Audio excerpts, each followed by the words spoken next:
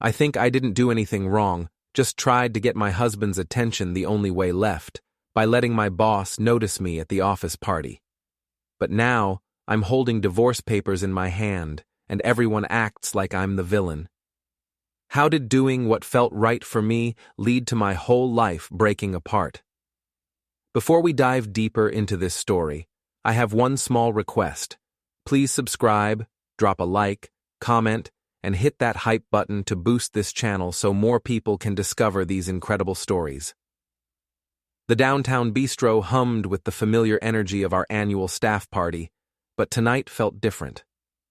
I smoothed my black dress, the one Caleb hadn't complimented in months, and watched my husband nurse his beer at a corner table, scrolling through his phone like he'd rather be anywhere else. 7 years of marriage, and this is what we'd become, strangers sharing the same last name. "Ottilie, you look absolutely stunning tonight," Graham's voice cut through my spiraling thoughts. My boss appeared beside me, his cologne expensive and attention intoxicating. At 41, Graham Ellis commanded every room he entered, and tonight he was commanding mine. "Thank you, Graham," I smiled, letting my fingers brush his arm as I reached for my wine glass. "You clean up pretty well yourself." From the corner of my eye, I saw Caleb glance up from his phone.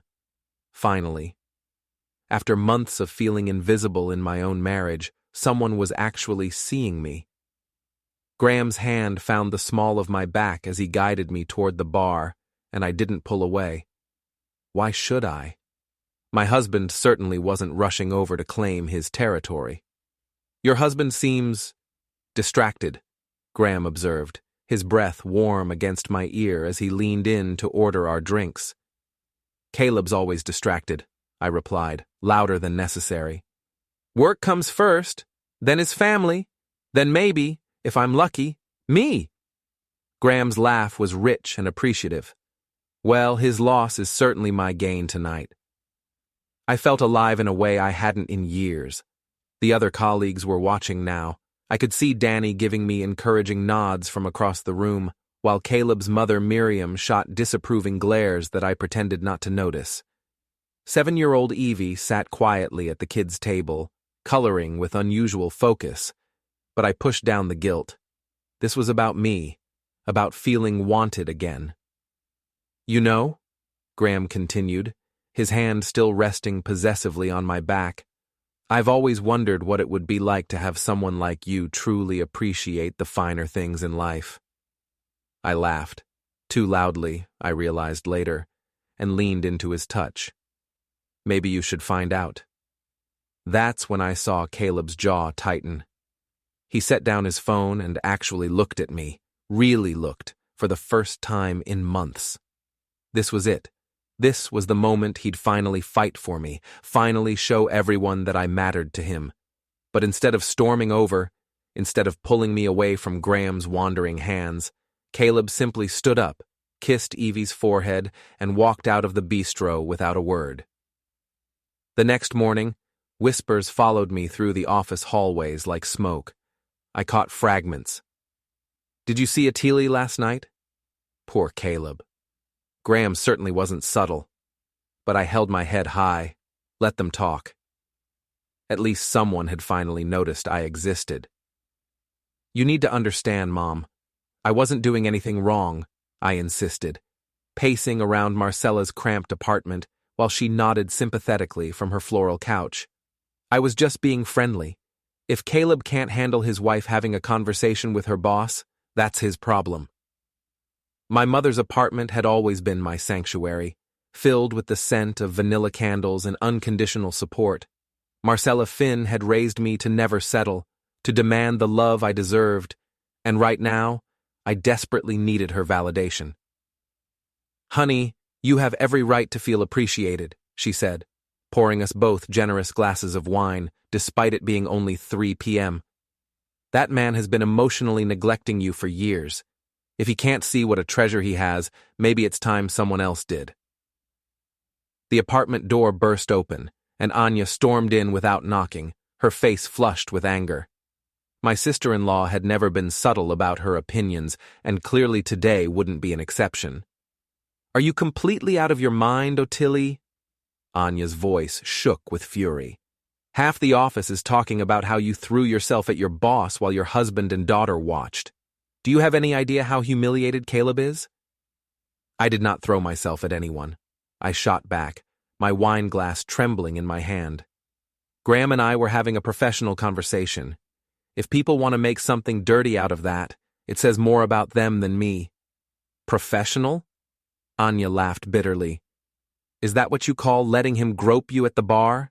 Professional is what Caleb's been doing, working extra hours to pay for Evie's piano lessons while you complain about not getting enough attention. Before I could respond, Jonas appeared in the doorway, looking exhausted. My brother-in-law had always been the peacemaker, but even his usual diplomatic smile seemed strained. Ladies, please, he said, raising his hands. We're family. We need to work through this together. There's nothing to work through, I insisted. Caleb is being dramatic about nothing. I deserve to feel wanted in my own marriage, and if he can't provide that, maybe he should look at himself instead of blaming me. Marcella nodded vigorously. Exactly. Ottilie has been trying to save this marriage for years while Caleb sits there like a cold fish. A woman has needs, emotional needs. What about Evie's needs? Anya snapped. What about her need for parents who don't embarrass her in public? What about her need for a stable home? The guilt tried to claw its way up my throat, but I swallowed it down. Don't you dare use my daughter against me. Everything I do is for her, to show her that women don't have to settle for being ignored. Jonas sank into Marcella's armchair, rubbing his temples. Ottilie, I love you like a sister, but you have to see how this looks. Caleb's been working himself to the bone to provide for you and Evie. Maybe he's not the most expressive guy, but he's loyal. He's trying. Trying? I laughed, the sound sharp even to my own ears. When was the last time he told me I looked beautiful? When was the last time he planned a date, or even looked up from his laptop when I walked in the room? I'm 32 years old, Jonas. I shouldn't have to beg my own husband to notice me. The room fell silent, except for the ticking of Marcella's grandmother clock. Finally, Anya shook her head and headed for the door. You know what, Ottilie? You're right. You deserve better. And so does Caleb. After she left, Jonas lingered awkwardly by the door. I should go too, but Ottilie, maybe think about what you really want here. Because from where I'm sitting, it looks like you're about to lose everything good in your life. That evening, Caleb came to pick up Evie for her piano lesson.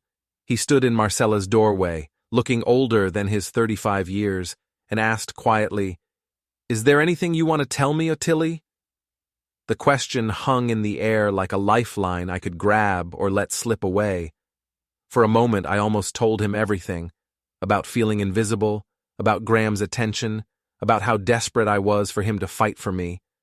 But then I saw the coldness in his eyes, the way he'd already pulled away, and my defenses slammed back into place. Tell you what, that I had a conversation with my boss at a work party? That I'm tired of being treated like furniture in my own marriage? I crossed my arms. If you have something to say, Caleb, just say it. He studied my face for a long moment, then simply nodded. Come on, Evie, let's go. As I watched him walk away with our daughter's small hand in his, I told myself I'd done the right thing. I wouldn't apologize for demanding the love I deserved. The Vane family home felt like a pressure cooker ready to explode. What had once been our sanctuary, a modest suburban house with Evie's drawings on the refrigerator and family photos lining the hallway, now crackled with unspoken accusations and carefully avoided eye contact. Caleb had been coming home later each night, claiming extra projects at the accounting firm, but I knew better. He was avoiding me, punishing me for finally standing up for myself. The silent treatment was his specialty, and he wielded it like a weapon. Daddy, will you help me with my math homework? Evie asked during one particularly tense dinner, her 7-year-old voice cutting through the thick silence. Of course, sweetheart, Caleb replied, his voice warm in a way it hadn't been with me in weeks. Right after dinner, I stabbed at my salad, resentment building in my chest. I could help you, Evie. I'm perfectly capable of handling second-grade math. It's okay, Mommy, Evie said quietly, not meeting my eyes. Daddy explains it better. Even my own daughter was choosing sides now. The unfairness of it all made my throat tight with unshed tears. I was the one who'd carried her for 9 months, who'd sacrificed my career to be available for school pickups and sick days, and now I was being painted as the villain for wanting to feel alive again. My phone buzzed with a text from Danny. Girl, you need to be careful. People at work are talking, and not in a good way. I typed back quickly. Let them talk. At least someone notices I exist. But her response made my stomach clench. Caleb's checking out, Ottilie. I can see it in his eyes. Whatever you're doing with Graham, it might be too late to fix this. That night, I tried to bridge the gap.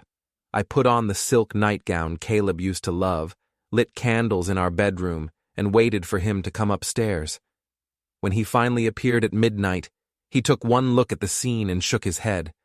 Don't, Ottilie. Don't what? Try to reconnect with my husband? I stood up, letting the silk catch the candlelight. When did you become so cold? When did you stop wanting me? When you started wanting someone else. The words hit like a slap. That's not fair. Graham is your boss, who's been texting you at all hours, who you've been having lunch with every day this week, who you let touch you like you belong to him. Caleb's voice was deadly quiet. Did you think I wouldn't notice? Did you think I'm that stupid? My heart hammered against my ribs, but I forced myself to stay calm. You're being paranoid. Graham and I work together. Of course we text about projects. Of course we have working lunches. If you weren't so busy ignoring me, maybe you'd understand the difference between professional collaboration and whatever sick fantasy you've cooked up. Professional collaboration. He repeated the words like they tasted bitter. Is that what you call it when you delete his messages before I can see them? Heat flooded my face. I don't delete anything. And even if I did, maybe it's because you've become so jealous and controlling that I can't have a normal conversation without you interrogating me. Caleb stared at me for a long moment, and something shifted in his expression. The hurt was still there, but underneath it, I saw something that made my blood run cold. Resignation. You're right, he said finally. I have been working too much. I have been distant. I thought if I could just provide better, be more stable, you'd be happy. I thought that's what you needed. For a second, hope fluttered in my chest. This was it. He was going to fight for me, apologize, promise to change. Instead, he blew out the candles and headed for the door. I'll sleep in the guest room tonight. We both need space to think. The next morning, I found a bank statement on the kitchen counter. Caleb had transferred a significant amount of money into an account I'd never seen before. My hands shook as I stared at the numbers, the implications crashing over me like ice water. He was preparing to leave me. That afternoon, while Evie was at school, I called Marcella in tears.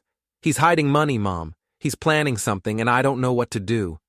Oh, honey, she cooed through the phone. He's trying to control you financially. That's what abusive men do when they feel their power slipping. You need to protect yourself. But even as I nodded along with her words, a small voice in the back of my mind whispered that maybe, just maybe, I'd pushed too far. Maybe Caleb wasn't the villain in this story. I silenced that voice quickly. I couldn't afford to doubt myself now. The Lawson and Ellis consulting offices felt different now, charged with whispers and sideways glances that followed me from the elevator to my desk. What had started as thrilling attention had morphed into something uglier, and I could feel the walls closing in around me. Graham's behavior had shifted too. Where once he'd been warm and flirtatious, now he seemed to measure every interaction, every smile.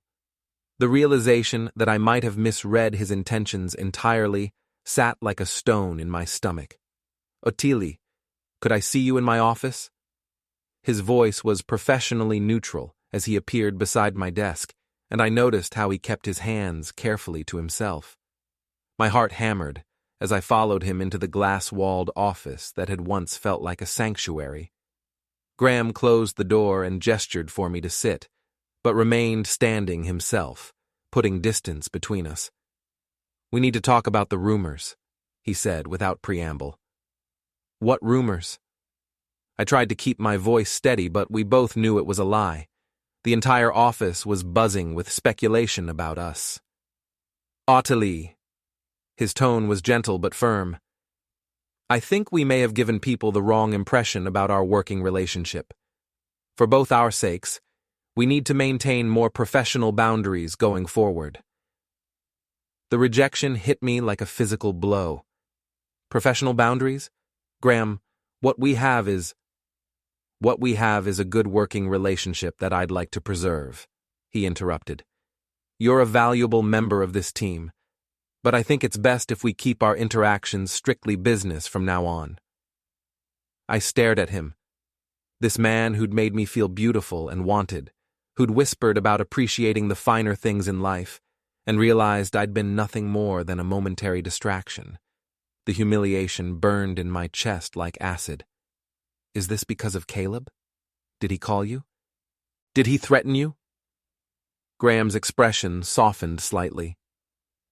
"Your husband never contacted me. This is about maintaining professionalism in the workplace. I hope you understand." But I didn't understand. I didn't understand how he could look at me like I was a stranger when just days ago he'd been touching my back, complimenting my dress, making me feel alive again.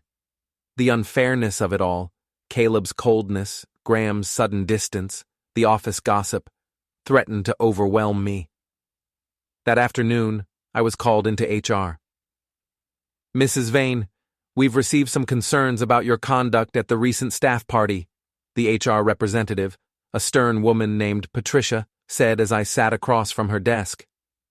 "There have also been reports of inappropriate interactions during work hours." Inappropriate interactions? I forced myself to sound outraged rather than terrified. "I haven't done anything inappropriate. If people want to gossip about me having professional conversations with my supervisor, that says more about their dirty minds than my behavior." Patricia consulted her notes. "Multiple employees reported seeing you and Mr. Ellis in what appeared to be intimate conversations in his office, the conference room, and the break area. There were also concerns raised about the nature of your interaction at the staff party." "This is ridiculous," I snapped. "Graham and I work closely together on several projects. Of course we have meetings. Of course we discuss work matters. If my colleagues are so bored with their own lives that they need to manufacture drama about mine, maybe you should be talking to them about productivity instead of harassing me." But even as I defended myself, I could feel the ground shifting beneath my feet. The walls were closing in, and for the first time, I wondered if I'd miscalculated everything. That evening I came home to find the locks changed. I stood on my own front porch, key in hand, staring at the brass deadbolt that no longer recognized me. A white envelope was taped to the door with my name written in Caleb's careful handwriting. Inside was a single sheet of paper. "Call my lawyer. C." Below that, a business card for Henson and Reed Legal Services. My hands shook as I pulled out my phone and called Caleb's number. It went straight to voicemail. "Caleb, this is insane," I said after the beep, trying to keep the panic out of my voice. "You can't just lock me out of my own house. We need to talk about this like adults. Call me back." I tried the back door, the windows, even considered breaking a pane of glass, but the reality was sinking in.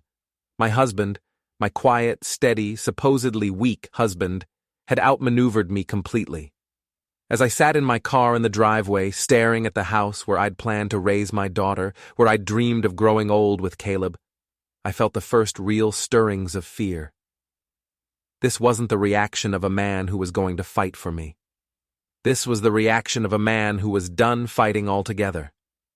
The law offices of Henson and Reed occupied the 15th floor of a downtown high-rise, all polished marble and intimidating mahogany. I'd never imagined I'd be sitting in a place like this, facing my husband across a conference table like we were strangers negotiating a business deal. Caleb looked different, more composed than I'd seen him in years, wearing his best suit and an expression of calm determination that made my stomach churn. Beside him sat his attorney, a sharp-eyed woman named Rebecca Henson, who'd laid out a thick manila folder in front of her like evidence in a criminal trial. "Mrs. Vane," she began, her voice professionally neutral, "your husband has filed for divorce on grounds of adultery and irreconcilable differences. He's also requesting joint custody of your daughter Evie, with primary residence remaining with him in the family home." The words hit me like physical blows. Adultery? That's ridiculous. Caleb, you know I never actually cheated on you. For the first time since I'd entered the room, Caleb looked directly at me. "Didn't you?" "No. Graham and we never crossed that line. We talked, we had lunch, but I turned to his lawyer, desperate to make her understand. "This is emotional abuse. He's trying to destroy me because I finally stood up for myself. Because I refuse to be invisible anymore." Rebecca Henson opened the manila folder with deliberate precision. "Mrs. Vane, we have documentation of your relationship with your supervisor, Graham Ellis. Text messages, emails, witness statements from colleagues, security footage of after-hours meetings in his office." My blood turned to ice. Those were work meetings, professional conversations. She slid a printed email across the table. "It was from my work account to Graham's, sent 3 weeks ago. Can't wait to see you tonight. I'll be thinking about what you said about showing me how a real man treats a woman." Oh. I stared at the words I'd written in a moment of fantasy and flirtation, seeing them now through the harsh light of a lawyer's office. They looked damning, predatory, nothing like the innocent connection I'd told myself it was. "This is taken out of context," I whispered, but even I could hear how weak it sounded. Rebecca continued laying out evidence like cards in a game I was losing badly. Security camera stills of Graham and me in his office after hours, his hand on my waist. Screenshots of deleted text messages that had somehow been recovered. A witness statement from a colleague who'd seen us having lunch at a hotel restaurant across town. "The hotel restaurant was for privacy," I said desperately. "We were discussing a sensitive project." "What project was that?" Rebecca asked. I opened my mouth and realized I couldn't remember. We'd talked about his divorce, about feeling unappreciated, about how different our lives could be. But actual work? I couldn't recall a single professional topic we'd discussed. Caleb finally spoke, his voice quiet but steady. "I tried to save our marriage, Ottilie. I worked extra hours to pay for the things you said would make you happy. I arranged for date nights that you canceled because you were tired. I suggested counseling, and you said we didn't need it because the problem was my emotional unavailability, not anything you were doing." "Because it was your emotional unavailability," I shot back. "You never talked to me, never told me I was beautiful, never—" "I told you I loved you every morning when I left for work," he interrupted. "I told you were beautiful when you got dressed up for the office party where you spent the evening flirting with another man in front of our daughter." The mention of Evie made my chest tight. "Where is she? I want to see my daughter." "She's with my mother," Caleb said. "She's been having nightmares since the night you didn't come home." "I stayed at my mother's house. I was locked out of my own home." Rebecca consulted her notes. "According to the timeline we've established, you didn't attempt to contact your daughter that night, or the next day. Your first call to inquire about Evie's well-being came 48 hours after you were asked to leave the property." The accusation hung in the air like a toxic cloud. I had been so focused on my own drama, my own hurt feelings, that I'd barely thought about how this was affecting Evie. But that didn't make me a bad mother. It made me human. "I want joint custody," I said firmly. Evie needs her mother. Evie needs stability, Caleb replied. She needs a home where she doesn't have to worry about her parents screaming at each other, where she doesn't have to choose sides, where she can just be a kid. Rebecca slid another document across the table, a restraining order barring me from the family home. Mr. Vane is willing to arrange supervised visitation while we work out a custody agreement, but given the circumstances and Evie's current emotional state, we think it's best if she remains in familiar surroundings with her father. I stared at the legal documents, at my husband's signature authorizing my exile from the life we'd built together, and felt something crack inside my chest. This wasn't how it was supposed to go. Caleb was supposed to fight for me, not fight against me. "You're trying to destroy me," I whispered. "No," he said sadly. "You already did that yourself." The family courthouse felt like a mausoleum, all echoing footsteps and whispered conversations about broken families. I sat beside my court-appointed attorney. Marcella couldn't afford the kind of lawyer Caleb had hired, watching my husband present his case with the methodical precision that had made him successful in accounting. 6 months had passed since that night at the downtown bistro, 6 months of legal maneuvering and supervised visits with Evie that left us both exhausted and sad. My daughter had grown quieter, more withdrawn, clinging to Caleb with a desperation that cut me to the bone. "Your Honor," Rebecca Henson addressed the judge, "my client has provided substantial evidence of Mrs. Vane's extramarital affair, her abandonment of parental responsibilities, and her continued refusal to acknowledge the harm her actions have caused to the family unit." I wanted to object, to scream that I'd never abandoned Evie, that everything I'd done was because I was drowning in a marriage where I felt invisible. But the evidence spoke louder than my intentions. The emails, the text messages, the witness statements. They painted a picture of a woman who'd chosen her own desires over her family's well-being. "Mrs. Vane," the judge said, turning to me, "would you like to make a statement before I render my decision?" I stood on shaking legs, looking across the courtroom at the faces that had once been my family. Caleb sat with quiet dignity, his hands folded in his lap. Miriam dabbed at her eyes with a tissue, her disapproval of me finally vindicated. Jonas looked sad but resigned. Even Danny, who'd initially supported my right to feel appreciated, now avoided my calls. Only Marcella remained firmly in my corner, her face set in lines of righteous indignation at the injustice of it all. "Your Honor," I began, my voice barely above a whisper, "I never meant for any of this to happen. I was lonely in my marriage. I felt ignored and unappreciated, and when someone finally made me feel wanted again, I made mistakes. But I love my daughter more than anything in this world. I would never intentionally hurt her." The words felt hollow, even as I spoke them. Because the truth was, I had hurt Evie. I'd hurt her by putting my own needs first, by creating chaos in her stable world, by forcing her to witness the destruction of her family. "I understand that you felt neglected in your marriage," the judge replied, her tone not unkind but firm. "However, the evidence shows a pattern of deceptive behavior, emotional manipulation, and prioritizing an extramarital relationship over your parental responsibilities. While I don't doubt your love for your daughter, love alone doesn't constitute effective parenting." The gavel came down like a death knell. Divorce granted. Joint custody, but Evie would live primarily with Caleb. I'd get her every other weekend and one evening per week, supervised for the first 6 months. As the courtroom emptied, I found myself standing alone while Caleb gathered Evie into his arms. My daughter looked at me over her father's shoulder, her 7-year-old eyes holding a sadness that children shouldn't have to carry. "Mommy?" she said quietly. "Are you going to be okay?" The question broke something inside me that had been barely holding together. Here was my baby, worried about me when I should have been protecting her from all of this.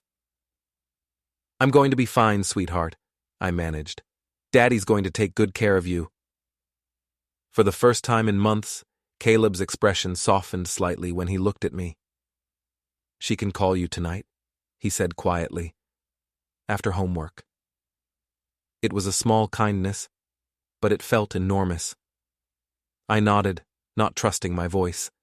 As I watched them walk away, Caleb holding Evie's hand with a confidence I'd never seen before, my daughter skipping slightly to keep up with his longer stride, I tried to tell myself that this was all Caleb's fault, that he'd been cold and distant, that he'd driven me into Graham's arms, that he was punishing me for finally demanding the love I deserved. But standing alone in that courthouse, surrounded by the wreckage of the life I'd helped destroy, I couldn't quite make myself believe it anymore. The truth was simpler and more devastating. I'd gambled everything on a fantasy, and I'd lost. I'd lost my marriage, my home, my daily life with my daughter, and the respect of almost everyone who'd once cared about me. Graham had transferred to another branch weeks ago, citing the need for a fresh start. He'd sent a brief, professional email wishing me well, but we both knew he'd moved on long before his physical departure. I'd been a momentary distraction in his life, while he'd been the catalyst for the destruction of mine. As I walked out of the courthouse into the gray afternoon, I pulled out my phone and scrolled through my contacts. The list of people I could call for comfort had grown tragically short. Marcella would listen to me rage about Caleb's vindictiveness.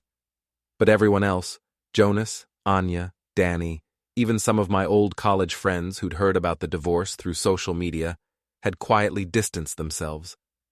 I'd gotten exactly what I'd asked for. I was finally the center of attention. The problem was, it was the wrong kind of attention entirely. That night, alone in my studio apartment across town, I stared at the divorce decree and tried to understand how wanting to feel loved had led to losing everything I'd actually loved. But even now, even with the evidence of my own choices spread out before me in legal documents and custody agreements, a small voice in my head whispered that if Caleb had just fought for me, really fought for me, none of this would have happened. Some stories don't have villains, just people who make choices and live with the consequences. But as I sat in my empty apartment, listening to the silence where my family's laughter used to be, I couldn't quite bring myself to accept that the person who'd made the worst choices might have been me. The phone rang at 8 o'clock sharp, Evie calling to say goodnight like Caleb had promised. Her voice was bright and chatty, telling me about her day at school, her piano lesson, the book Daddy was reading to her before bed. "I miss you, Mommy," she said before hanging up. "I miss you too, baby," I whispered to the empty room. And for the first time since this all began, I let myself cry for what I'd lost instead of what I'd never had. Don't forget to hit like, subscribe, and turn on the bell so you don't miss the next story. Write in the comments from which city you are watching.